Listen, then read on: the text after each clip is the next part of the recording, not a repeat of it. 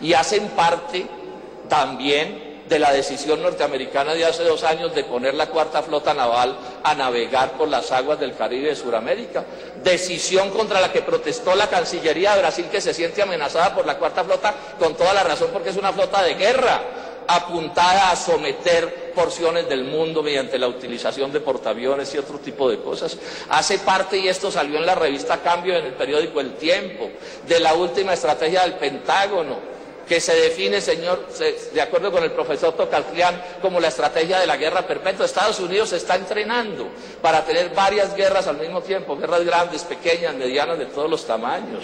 Y hace parte esta estrategia de una cosa que el señor Chalmers Johnson señala como la estrategia de los lotos o de los nenúfares.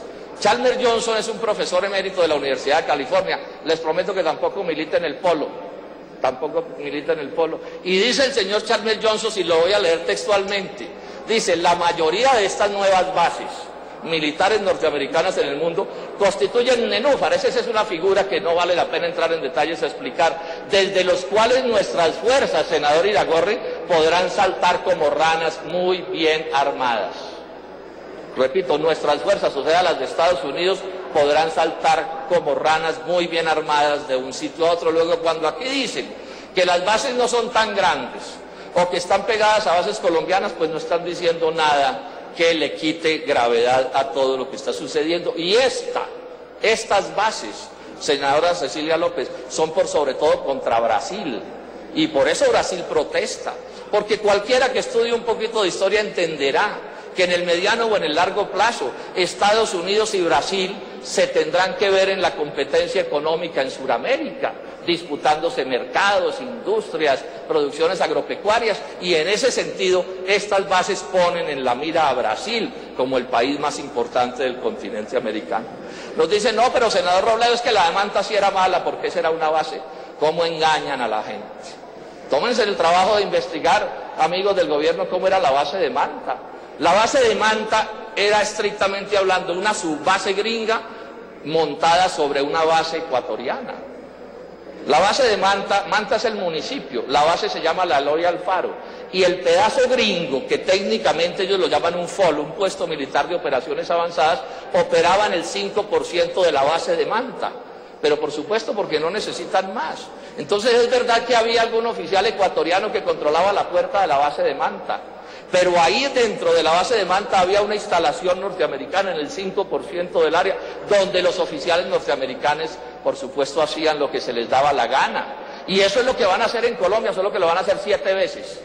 En Palanquero, la base colombiana, con celador en la puerta colombiano, y adentro unas instalaciones norteamericanas donde los norteamericanos van a hacer lo que se les dé la gana, y lo mismo va a ser en Apiá y lo mismo va a ser en todas partes. Luego, por ese lado no hay diferencia con la base de Manta.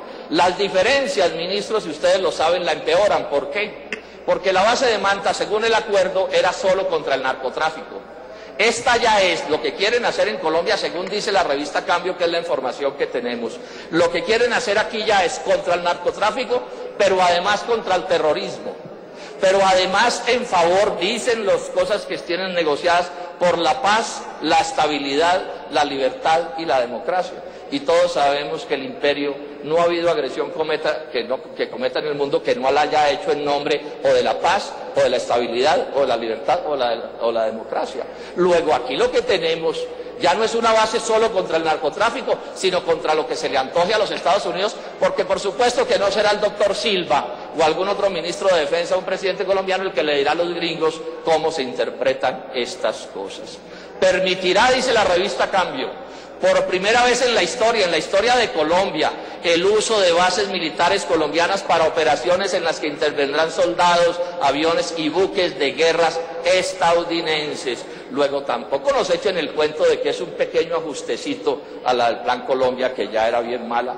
Estas bases que instalarán en Colombia empeora la de Manta de otra manera, amenazarán el Caribe también. La base de Manta solo apuntaba hacia el Pacífico y estas apuntan hacia el Caribe. Y dicen también las informaciones que se tienen, que desde las bases colombianas o las subbases gringas en Colombia podrán operar las tropas norteamericanas contra terceros países. Y es obvio que así sea, es obvio que así sea. ¿Para qué diablos quieren un C-17, que es un avión de potencia militar impresionante, portahelicópteros, etcétera, etcétera, si no es para operar contra terceros países? ¿Qué va a pasar con el mando de las bases? Ya hice la ironía de la presidenta de Argentina. Entonces el oficial Pérez le va a dar órdenes al oficial Kennedy. Me muero de la risa. No es cierto, no puede ocurrir. Si ni siquiera aceptan que les juzguen a los oficiales norteamericanos en Colombia por crímenes como violaciones, narcotráfico, paramilitarismo, no aceptan ni siquiera eso Estados Unidos. Una de las cosas más vergonzosas de este acuerdo es que un soldado norteamericano o un mercenario, porque va a haber mercenarios también, puede cometer el peor crimen en Colombia y ese personaje no podrá ser juzgado por las autoridades colombianas. Entonces me dicen que unas tropas extranjeras en el territorio nacional que no aceptan que un violador o un narcotraficante lo juzguen jueces de Colombia, le va a recibir órdenes al ministro de Defensa de Colombia, a un coronel colombiano. Me perdonan, pero eso no es posible ni aquí ni en ninguna parte. Y ya empezaron con los trucos. Ustedes lo van a notar en la intervención, está prohibido por parte de ellos decir que es un tratado. No, es un convenio. Porque claro, ahorita explicamos por qué no se puede hablar de tratado. Ya no las llaman bases, en Ecuador también estaba prohibido decir que la base de Manta Gringa era una base. Y aquí también está prohibido. Ya acordaron, nos dice la revista Cambio, que los buques de guerra gringos no se llamarán buques de guerra, sino buques de Estado, para ocultar realmente lo que está sucediendo.